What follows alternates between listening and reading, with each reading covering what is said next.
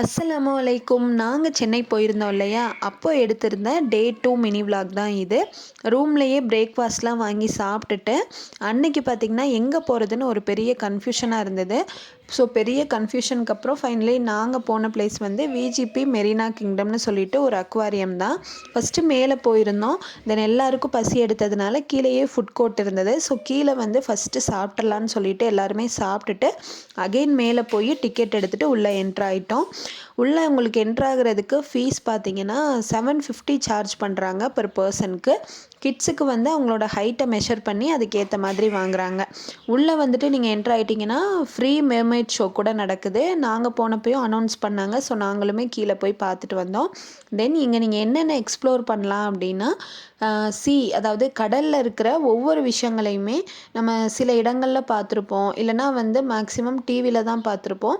But இங்கே வந்து அந்த எல்லா விஷயங்களையும் நீங்கள் லைவாக ரொம்ப கிட்டத்தில் பார்த்து என்ஜாய் பண்ண முடியும். தென் அதை பற்றி தெரிஞ்சுக்கணுன்னாலும் நீங்கள் தாராளமாக தெரிஞ்சுக்கலாம். ஒவ்வொரு விஷயத்து பக்கத்துலேயுமே அது பேர் என்ன, அதை பற்றின விஷயங்கள் என்னென்ன அப்படிங்கிறதையும் நீட்டாக கொடுத்துருக்காங்க. ஸோ கிட்ஸாக இருக்கட்டும் இல்லை பெரியவங்களாக இருக்கட்டும், இந்த இடத்துக்கு போனால் கண்டிப்பாக தாராளமாக என்ஜாய் பண்ணலாம். ஃபஸ்ட்டு தடவை போகும்போது கண்டிப்பாக நீங்கள் போகிறது ஒர்த்தாக தான் இருக்கும். அகெயின் அண்ட் அகெயின் போகிறதுக்கான ஒரு பிளேஸ் இது கிடையாது. ஸோ நாங்களுமே இது ஃபஸ்ட் டைம் அப்படிங்கிறனால சின்ன பசங்களாக இருக்கட்டும், இந்த நாங்களாக இருக்கட்டும் நல்லாவே என்ஜாய் பண்ணோம். ஒவ்வொரு விஷயங்களுமே பார்க்குறதுக்கு மாஷா அல்லாஹ் அவ்வளோ அழகாக இருந்தது, அவ்வளோ புதுசாக இருந்தது. டைம் எப்படி போச்சுனே தெரியல.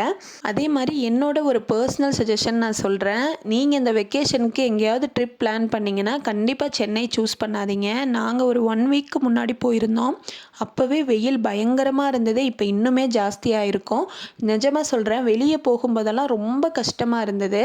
ஸோ இந்த மாதிரி சம்மர் சீசனில் வேறு ஏதாவது நல்ல கூலிங்கான பிளேஸாக சூஸ் பண்ணி போங்க. அப்போ தான் நீங்கள் என்ஜாய் பண்ணுறதுக்கு ரொம்ப நல்லாயிருக்கும். தென் அன்னைக்கு நைட்டு டின்னர் பார்த்திங்கன்னா உப்ப விஹார்னு சொல்லிட்டு ஒரு வெஜ் ரெஸ்டாரண்ட்டு தான் போயிருந்தோம். ஹோட்டல் ஃபுல்லாக இருந்தது. வெயிட் பண்ணி சாப்பிட்ற மாதிரி தான் இருந்தது. பட் வெயிட் பண்ணதுக்கு செம்ம ஒருத்தர்னு தான் சொல்லணும். நான் ஃபியூ கிளிப்பிங்ஸ் மட்டும்தான் இந்த வீடியோவில் ஆட் பண்ணியிருக்கேன். பட் நிறைய ஐட்டம்ஸ் ஆர்டர் பண்ணி சாப்பிட்ருந்தோம். ரொம்ப சூப்பராக இருந்தது, ரொம்ப சாட்டிஸ்ஃபேக்ஷனாக இருந்தது. எங்கள் எல்லாருக்குமே ரொம்ப பிடிச்சிருந்தது. ஸோ இந்த ஹோட்டல் நீங்கள் எங்கேயாவது பார்க்குறீங்கன்னா கண்டிப்பாக ட்ரை பண்ணி பாருங்கள்.